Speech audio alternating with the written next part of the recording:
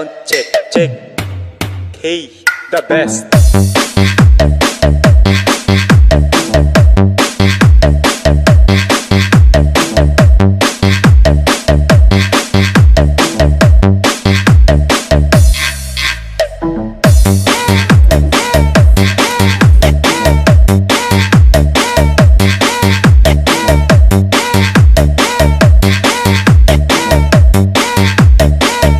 Bisayang Dako TV. Ang amo mo nga.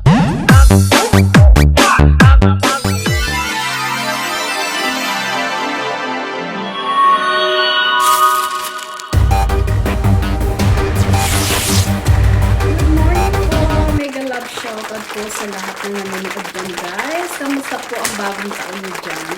Ito na naman ang inyong ate. Magbablog, mag-unboxing tayo kung anong ginawa natin this year. This year? Sorry guys, baka makita nyo yung aking sinisip ko ng ate nila. Ayan. So, ganito na nga guys. Ano ba yun? Ng January 1, 2022 this year.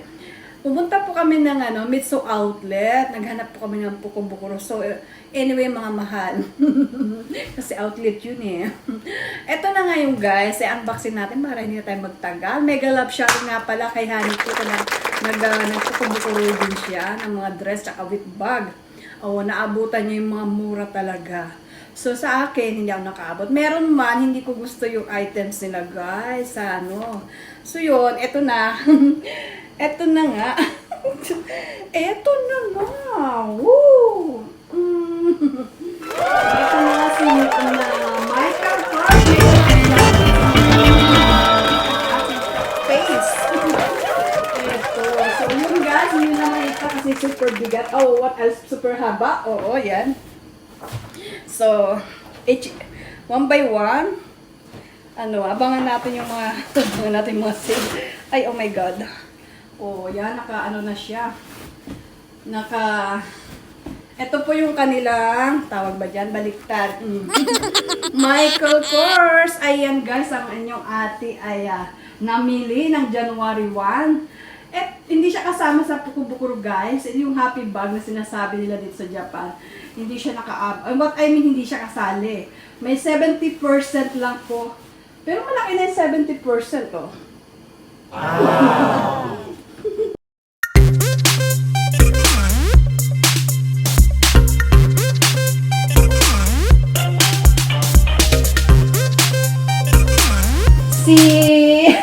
Oh my God, nakalimutan.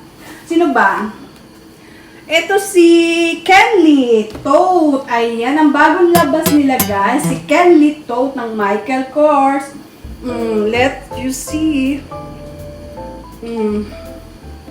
May pocket siya guys. Ito. Pang travels ko siya guys. Kung sakasakali mag-travel man tayo dito sa Japan lang.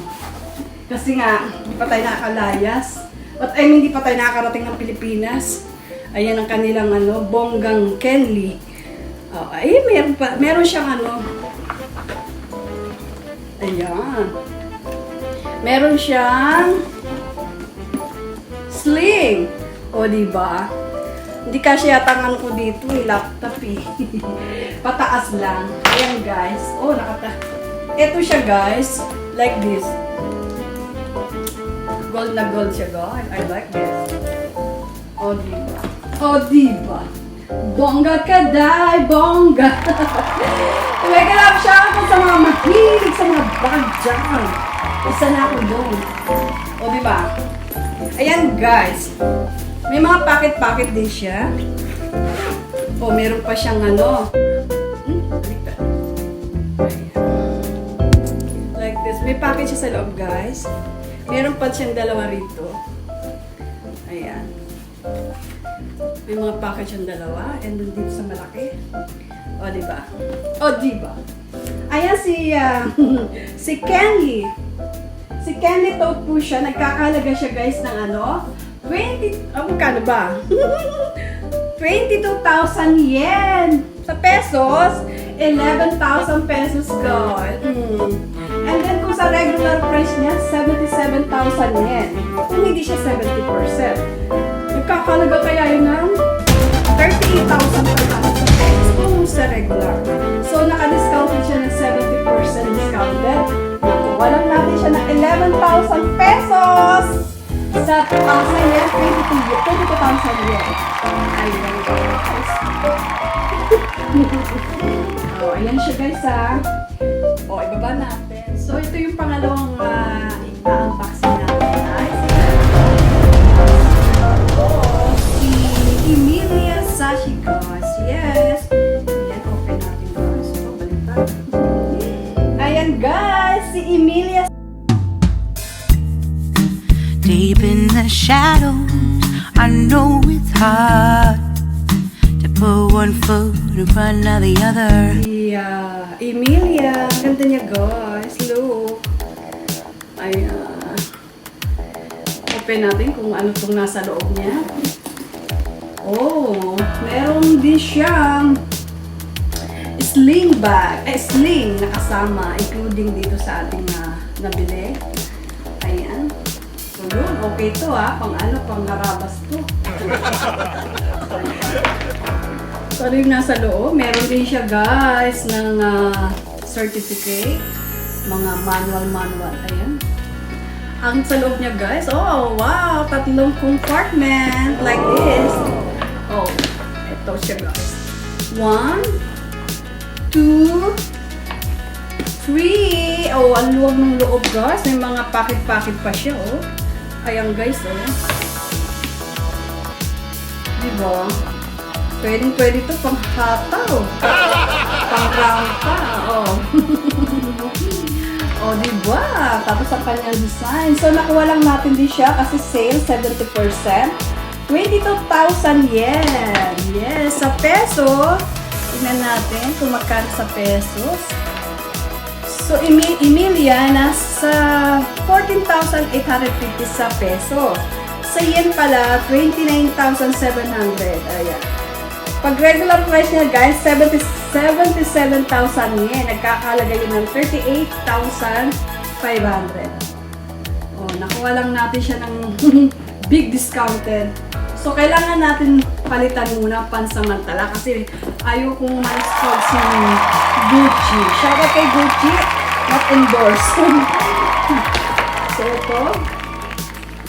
Ayan, not endorsement. Si Prada. Oh, tatry lang natin, guys, kung kasya siya. Of course, yes. Oh, diba? So, yun, kung titingnan natin kung papangmalengke ko ano natin to, panghataw sa mga malengke, punta tayo sa kaisya ni boss, ayan, kasi madali siyang bitbitin. Oh, bonggang-bongga, color niya. Ayan, thank you nga pala sa boss ko. Well, kung kakausapin nyo kung saan nanggaling yung pinambili, guys. Anyway, kasi dito, every yearly, meron kami sinasabing otoshidama.